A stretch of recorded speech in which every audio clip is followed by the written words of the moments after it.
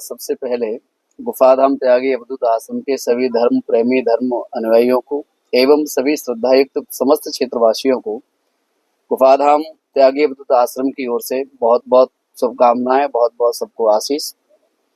रहा ये सनातन परंपरा का विषय, तो जहाँ कल कल प्रवाह करने वाली, जहाँ मुक्ति और भक्ति को प्रदान करने वाली अपने आप में स्वयं चेतना के स्वरूप में विद्यमान जिस जगह पर प्रवाह के रूप में नित्य प्रवाह कर रही हो और उस प्रवाह के तट पर शमशाबाद जैसा तपो भूमि यहाँ विराजमान है। आप समझ रहे होंगे कि जिस भूमि पर शमशाबाद नामक स्थान विराजमान है, उस भूमि के स्वनिकट कलयुग में साक्षात मुक्ति प्रदायिनी स्वरूप माँ यमुना जी का किनारा हो, और जिस जगह माँ यमुना का किनारा हो वहां कोई भी ग्राम या कोई भी आश्रम या कोई भी शहर जहाँ तीर्थों के किनारे बसते हैं, तो सुबह ही उस चीज का प्रतीक होते हैं कि वो स्वयं अपने आप में ही सनातनी है, अपने आप में ही धर्म के पुरोधा है जी। ये जो जगह है बड़े बड़े महापुरुषों के द्वारा, बड़े बड़े ऋषियों के द्वारा तपोनिष्ठ भूमि रही है, जहाँ हम विराजमान है, हम सब लोग जहाँ आते जाते हैं।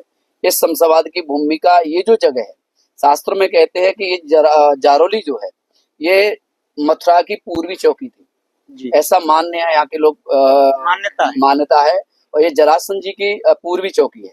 अच्छा। उसके भगवान कृष्ण जब कालियावन का वध किया तो इसी मार्ग से होते हुए गए, तो कालियावन जब उनके पीछे दौड़ा तो इस चौकी पर उन्होंने आक्रमण किया कि कहीं ऐसे निकल के न जाए, तो ये फूटी और उस खंडर की जगह उसी नाम से इस गांव को जारोली के नाम से जाना जाता है। तो परंपराओं में, प्राचीन भावों में कहीं न कहीं एक जिस जगह भगवान का स्वयं भ्रमण रहा हो या भगवान स्वयं जहाँ निकल करके गए हों, और जहाँ जहाँ भगवान का कड़, जहाँ जहाँ भगवान की कृपा, जहाँ जहाँ भगवान का प्रेम और जिस जगह विद्यमान रहता है वो जगह अपने आप में ही दिव्य और भव्य होती है। तो इसलिए सनातन जो है उसी की धारा को मानते हुए यहाँ भी आज से पूर्व की बात कहें तो फक्कड़दास महाराज, चरणदास महाराज, त्यागीदास महाराज बड़े बड़े महापुरुष रहे हैं जिन्होंने जिंदा समाधि ली है। और फक्कड़दास महाराज जी के तो ऐसे बताते हैं कि उनकी गाय ने कोर्ट में गवाही दी, इतने बड़े महापुरुष थे।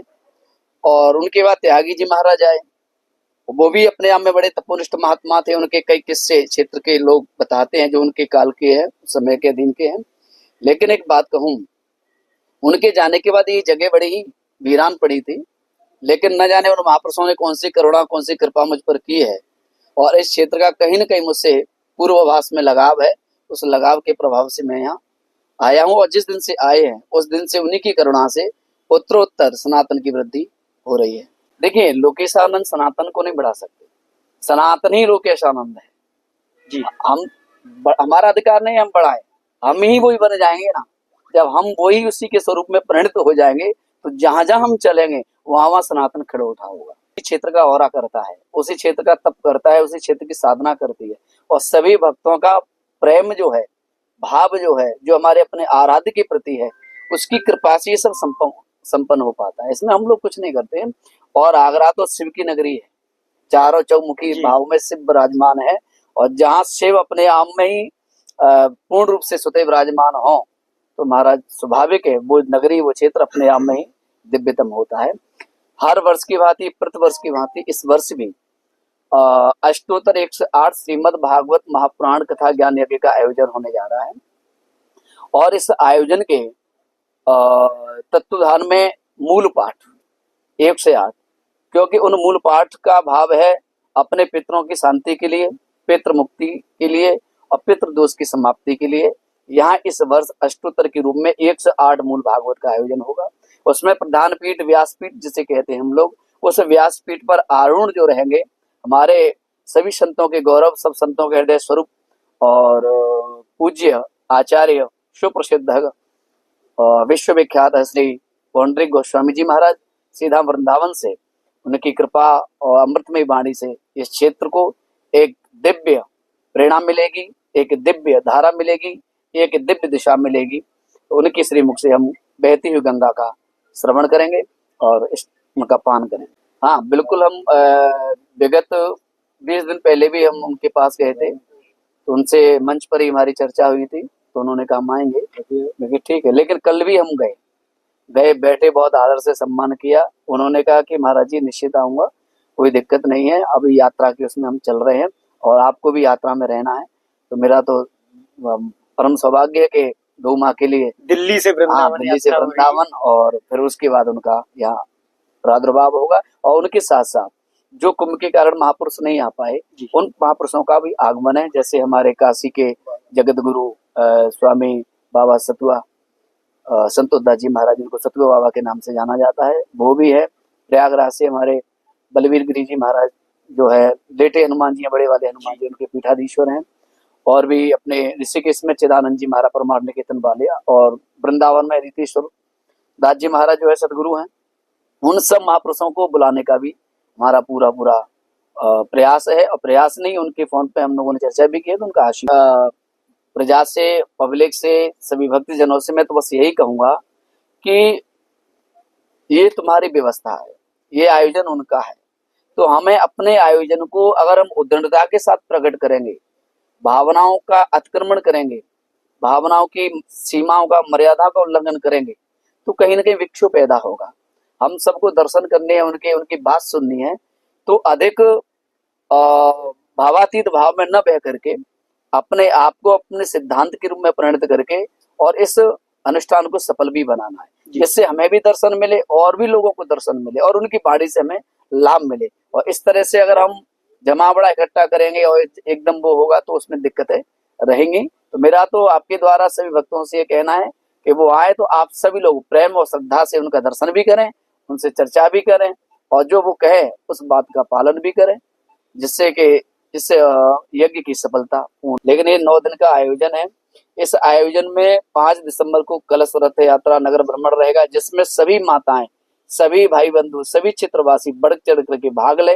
दिव्य भव्य कलश यात्रा रहेगी और इस कलश यात्रा के बाद 6 दिसंबर से 14 दिसंबर सुबह 7 बजे से और 11 बजे तक मूल पाठ पितरों के लिए और 12 बज के 4 बजे तक भागवत कथा का रसास्वादन होगा। और इसमें हमने पूरे भारत में से 1 से 8 परीक्षित बनाए हैं, जो परीक्षित परिवार है, और जो लोग अपने पितरों के उद्धार के लिए, अपने पितरों की शांति के लिए, अपने पितरों के कल्याण के लिए और अगर परीक्षित के रूप में उनकी मुक्ति कराना चाहते हैं तो वो भी हम लोगों से संपर्क कर सकते हैं, क्योंकि अभी कुछ 30% हमने जगह छोड़ी है, 70 तो हम पूर्ण हो चुके हैं, तो कहीं कोई रह नहीं जाए। तो आपके माध्यम से कहना चाहेंगे अपने पितरों की शांति के लिए अगर कोई परीक्षित के रूप में वर्ण करना चाहता है तो आश्रम से संपर्क करे। आश्रम के जहाँ लोग जुड़े हैं, जिनसे संबंध है, वहां से वो संपर्क कर सकते हैं। सनातन का प्रभाव, सनातन का आदिकाल तो अनंत है, हम कल्पना नहीं कर सकते, अकल्पनीय है सनातन। तो आप लोग कभी कभी देखते हैं, हम उस दिशा में थोड़े बहक गए थे, जैसे सूर्य है और बादल आते हैं और बादल आकर उनके धुंधलपन से वो सूर्य जो है छिप जाता है, तो हम सोचते हैं कि बस अब रात होने वाली है। अन्यथा सूर्य तो सर्वत्र है ना, उसका प्रकाश सर्वत्र है। तो ऐसे ही कुछ कारणों से हमारा युवा, हमारा हिंदू, हमारा सनातनी कुछ बहक गया था और उस बहकने के कारण थोड़ा विचलित भी हुआ, लेकिन उन्हें वो उस चेतना को उन्होंने समझा, उन्होंने उसको जाना, तो आज वो स्वयं सनातनी बनकर के हिंदुत्व की लड़ाई लड़ रहा है। तो एक संदेश यही है कि इस पावन अनुष्ठान जो हो रहा है प्रति वर्ष की भांति इस वर्ष भी है, तो मैं पुनः कहूंगा ये लोकेशानंद जी का नहीं है, ये समस्त क्षेत्र का है, समस्त भारत का। क्योंकि यहाँ इस वर्ष जो परीक्षित के रूप में आ रहे हैं वो मात्र अपना उत्तर प्रदेश तक सीमित नहीं है, मध्य प्रदेश भी है, राजस्थान भी है, हरियाणा भी है, पंजाब भी है, छत्तीसगढ़ भी है, महाराष्ट्र भी। अभी हम आए, आपको पता होगा, चेन्नई गए, बेंगलोर गए, बम्बई गए, कलकत्ता गए और तुम्हारा दिल्ली रहे, कई प्रांतों में शिष्यों को लेकर के आए, कहीं से 2 कहीं से 4 परिवारों को जोड़ा है।